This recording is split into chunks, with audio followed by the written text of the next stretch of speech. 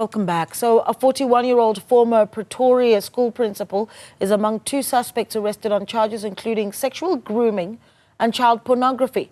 The suspects were arrested in Gauteng during a joint operation by police, that's the SAPS, the FBI, as well as the US Department of Homeland Security. The ex-headmaster is accused of exposing children to pornography as well as grooming young boys. All the victims are aged between 10 and 12. Police say 3 of the man's victims have been positively identified while they're still tracing 6 others. In another incident, a 49-year-old Vanderbijlpark man has been apprehended for alleged sexual grooming and rape involving his girlfriend's 15-year-old daughter. Both suspects will appear in court on Tuesday. Well, police spokesperson Lt-Col Amanda van Wyk joins us this evening to give us some more of what we've just touched on. Lt-Col, a good evening to you. Thank you so much for joining us. This is, heartbreaking that we have to have these sort of individuals in our communities. What's most frightening is that we're talking here about a school principal who has access to so many children. But talk to us about how the case in and of itself landed up on the SAPS's desk, and at what point we brought in the US's FBI as well as the US Department of Homeland Security. Well, good evening to you, Naledi, and thank you for this opportunity to speak to you and the viewers at home. As you've indicated, we've made these arrests last week. This is a joint collaboration between ourselves as the South African Police Service and the FBI, as well as our counterparts, the US Department of Homeland Security. Now, these arrests emanate from information that has been shared with us. So the FBI have received information through an international tip line where they have then investigated the allegations that was made on this tip line. This resulted in them identifying a target in South Africa. This was then shared with us, and then a team of our investigators attached to our national and Gauteng provincial serial and electronic crimes investigations team then further investigated the matter. This led them to arrest the 49-year-old suspect in Vanderbijlpark last week, Thursday. He was then, investigation then revealed that he had sexually abused, sexually groomed, and also raped his partner's teenage girl. In another arrest, on Friday, our teams also arrested a 41-year-old, as you've indicated, a 41-year-old former teacher and school principal. He also faces multiple charges.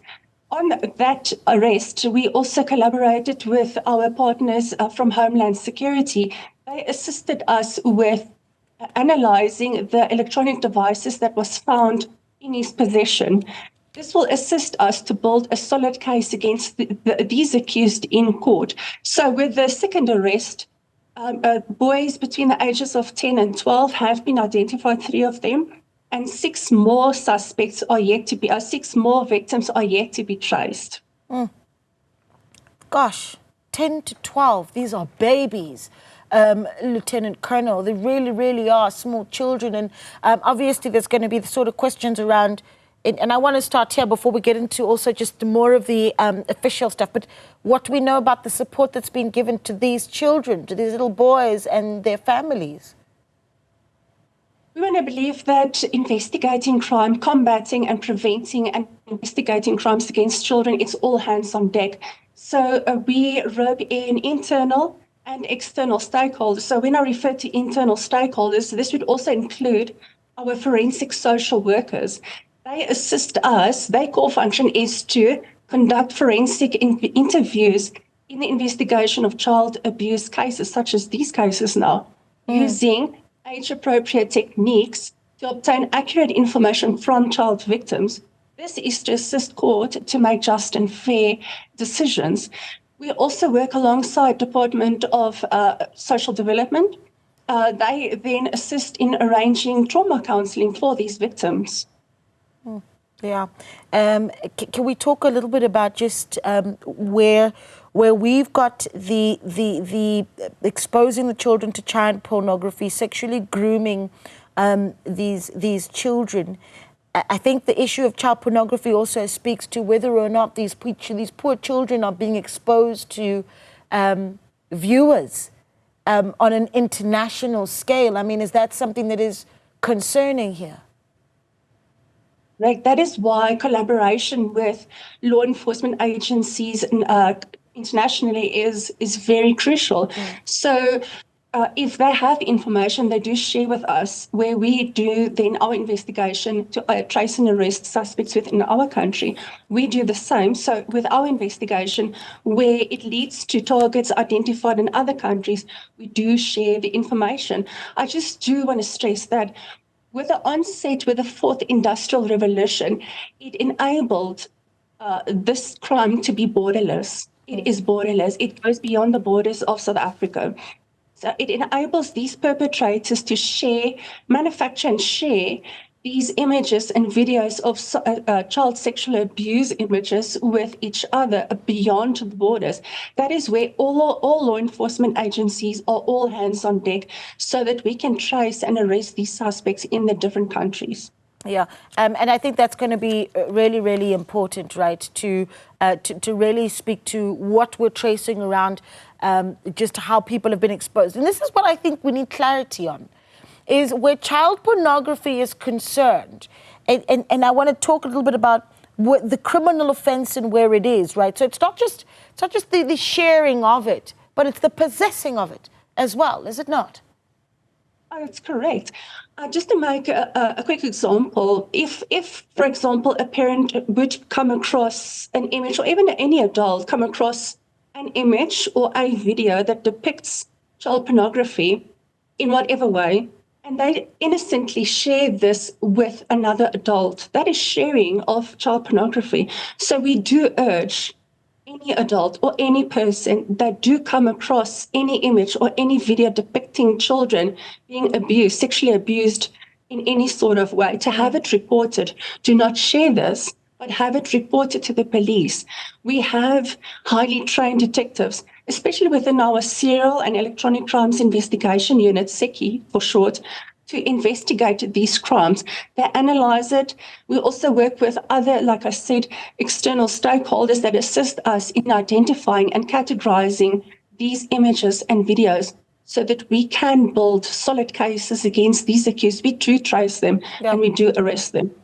Was there, and I know perhaps I'm digging into the investigation now, but this is the 41-year-old suspect, and I know that we're going to deal with the 49-year-old suspect a little later. I want to focus on this one, though, for a moment. The 41-year-old suspect, Lieutenant Colonel, a former teacher and a school principal in Pretoria. I mean, were there any red flags that were raised by the community, by the teachers, by parents?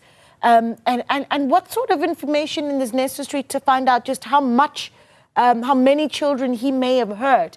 And then there's the question around, did he act alone? Like I've indicated, to come to the latter or the last question, is that this is a borderless crime. So obviously this person does not work in isolation, or he does not share or keep the images to himself. It is a wide network. So that forms part of our ongoing investigation. And as I've also indicated, we have identified 3 victims. 6 more are yet to be traced.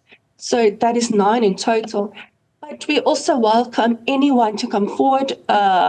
This is also still part of our investigation. More victims can be identified, maybe not through the images that we found, but maybe through other crimes that he may have committed.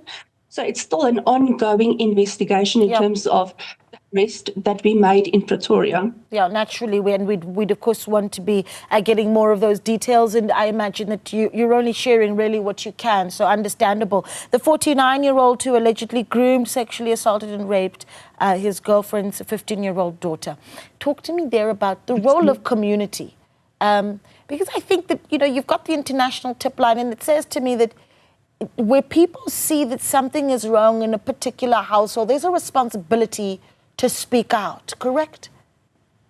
That's correct. We urge parents, caregivers, teachers, or any adult that they should never doubt or dismiss a child when they are disclosing the possibility of sexual abuse. We urge adults to contact the nearest police station, to have cases opened, and allow us to investigate these cases.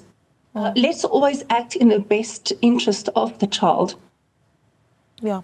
So important. Lieutenant Colonel, we really do appreciate your time. Thank you so much for speaking to us, and keep us updated. I think we want to watch this one very closely and hopefully be an example to others across the country. Lieutenant Colonel Amanda van Wyk, police spokesperson.